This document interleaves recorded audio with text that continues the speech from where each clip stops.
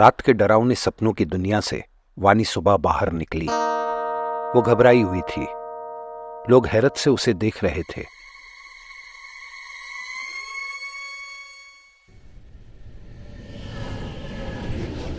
वहां विनोद एक metro train में सफर कर रहा था। वो अपने भतीजे शंकु का हालचाल देखने अस्पताल जा रहा था। वो मनी मन प्रार्थना कर रहा था कि डॉक्टर्स उसे शंकु के बारे में अच्छी खबर दें।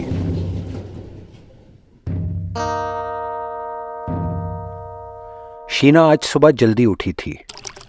वो इस वक्त अपने फ्लैट के बाथरूम में शावर ले रही थी। आज उसे ऑफिस जाने से पहले अस्पताल जाना था। वो वानी को पातालिका के 3 दिनों में घर छोड़ने वाली बात से आगाह करवाना चाहती थी। करीब 1 घंटे बाद शीना अस्पताल पहुंची।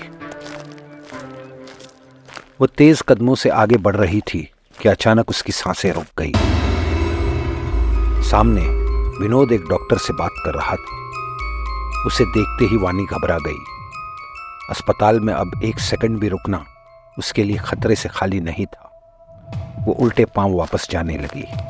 उसने सोचा कि ऑफिस जाकर वो वानी से फोन पर बात कर लेगी। ये फैसला करते हुए वो आगे बढ़ने लगी।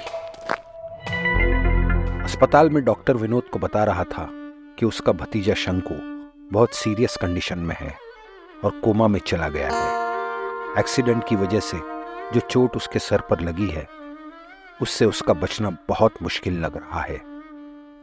ये बात सुनकर विनोद को गहरा सदमा लगा।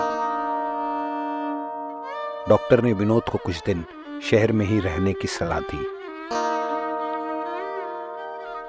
पेडियाट्रिक वार्ड में वानी भी एक डॉक्टर के साथ बात कर रही थी। डॉक्टर उसे बता रहा था कि उसके बच्चे बबलू के साथ ना समझ में आने वाली बात हो रही है। रात को उसका शरीर नीला पड़ जाता है और दिन में ठीक हो जाता है। डॉक्टर ने वानी से कहा कि उन्हें बबलू के एडवांस्ड एलर्जी टेस्ट करने पड़ेंगे। वानी जो अब जानती थी कि बबलू की बीमारी की असली वजह क्या है, चुपचाप डॉक्टर की बात सुनती रही। शीना अपनी ऑफिस में दाखिल हुई। हमेशा की तरह उसकी नजर सबसे पहले सुमन और रजत पर पड़ी।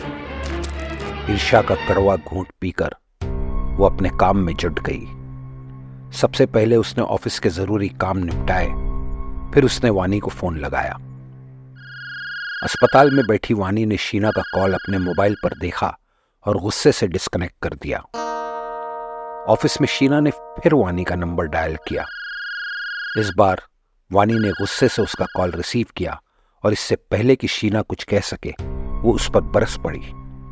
एक बात कान खोलकर सुन ले शीना, आज के बाद ना तो मुझे फोन करना ना मुझसे मिलने की कोशिश करना। मैं तेरे साथ कोई रिश्ता नहीं रखना चाहती। ये बात सुनकर शीना हैरत में पड़ गई। पर वानी, ऐसा क्या किया है मैंने जो तू मेरे साथ इस तरह का बर्ताव कर रही है? ये बात तू अपने आप से पूछ। आज के बाद अगर तू मुझसे मिली या तूने मुझे फोन किया तो मैं रजत और सुमन को तेरी काली करतूतों के बारे में बता दूंगी। वानी ने गुस्से में फोन डिस्कनेक्ट कर दिया। वानी की धमकी सुनकर शीना का सर घूमने लगा। आखिर वानी ने उससे ऐसी बात क्यों की? क्या उसे नींबू के बारे में पता चल चुका है? नहीं, ये कैसे हो सकता है? शीना का दिमाग गुस्से से तपने लगा। यहां वो वानी की जान बचाना चाहती थी और वहां वानी उस पर शक कर रही थी और उसे धमकी दे रही थी। शीना ने फैसला किया कि वो पातालिका की चेतावनी वानी को नहीं बताएगी। अगर वो मरती है तो मर जाए। रात के 8 बज रहे थे। अस्पताल में वानी वेटिंग रूम में बैठी हुई थी। उसी वेटिंग रूम में विनोद भी बैठा हुआ था।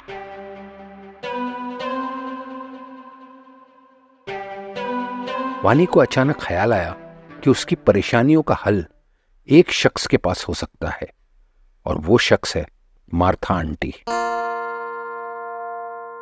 उसे अपने आप पर गुस्सा आया कि ये ख्याल उसे पहले क्यों नहीं आया। फिर उसे याद आया कि मार्था आंटी तो गोवा गई हुई है। वानी ने मार्था आंटी का नंबर अपने फोन से डायल किया, लेकिन फोन नॉट रीचेबल था। उस रात मार्था पंजिम से 20 किलोमीटर दूर एक पुराने चर्च में आई थी। वहां मोबाइल नेटवर्क अक्सर आता जाता रहता था। मार्था चर्च में बैठी प्रार्थना कर रही थी। वानी ने 1-2 बार और मार्था का नंबर ट्राई किया, लेकिन फोन नहीं लगा। उसने मार्था के नंबर पर अपने परेशानी के बारे में मैसेज लिखा और सेंड कर दिया। उसी वक्त किसी ने उसे कॉफी ऑफर की। जब वानी ने नजर उठाकर देखा तो उसके सामने विनोद खड़ा था। आप प्लीज ये कॉफी ले लीजिए, मेरा नाम विनोद है। मैं सुबह से आपको एक ही जगह पर बैठा हुआ देख रहा हूं। अपने लिए कॉफी लेने गया था तो आपके लिए भी ले ली। वानी ने उसे थैंक्स कहा और कॉफी ले ली। जब हम परेशानियों के तूफान में घिरे होते हैं तो अजनबी भी अपने लगने लगते हैं। कुछ ऐसा ही विनोद और वानी के साथ हुआ। दोनों कॉफी पीते हुए बातें करने लगे। विनोद ने वानी को अपने भतीजे शंकु के एक्सीडेंट के बारे में बताया और वानी ने बबलू की बीमारी के बारे में। दोनों बातें कर ही रहे थे कि अचानक एक नर्स आई और उसने विनोद से कहा कि डॉक्टर उसे बुला रहा है। विनोद नर्स के साथ चला गया। विनोद से बातें करने के बाद वानी का दिल थोड़ा हल्का हुआ। वानी को अचानक ख्याल आया कि 2 दिनों से उसने न अपने कपड़े बदले हैं, न ठीक से कुछ खाया है। उसने घर जाकर नहाने और कपड़े बदलने के बारे में सोचा और हॉस्पिटल से निकल पड़ी। कैजुअलिटी वार्ड में डॉक्टर ने दुख जाहिर करते हुए विनोद को बताया कि शंकु की मौत हो गई है।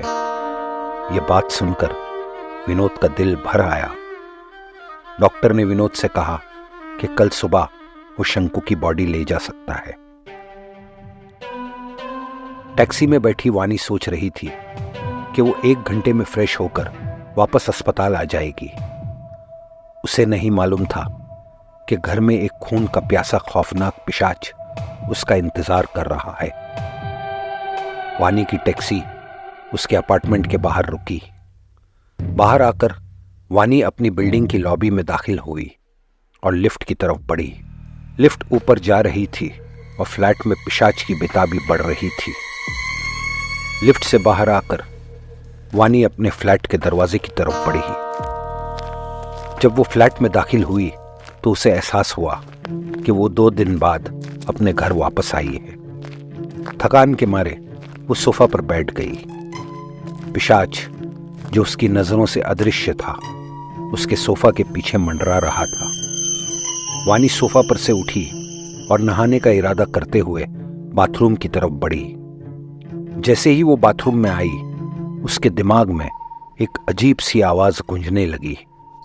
यह वही आवाज थी जिसकी वजह से परेशान होकर आज से 2 साल पहले वानी के एक्स बॉयफ्रेंड राकेश ने बिल्डिंग से कूदकर आत्महत्या की थी। वानी परेशान हो गई।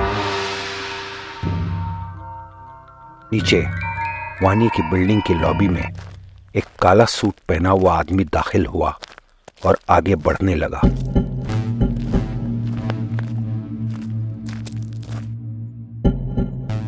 ऊपर वानी के सर में आवाज तेज होने लगी। उसका सर चकराने लगा। यह आवाज कहां से आ रही है? ये क्या हो रहा है मेरे साथ? काला सूट पहना हुआ आदमी पैसेज में आगे बढ़ रहा था। बाथरूम में वानी का सर घूमने लगा। क्या हुआ वानी के साथ? वो काला सूट वाला आदमी कौन था जो उसके फ्लैट की तरफ बढ़ रहा था? देखते हैं अगले एपिसोड में।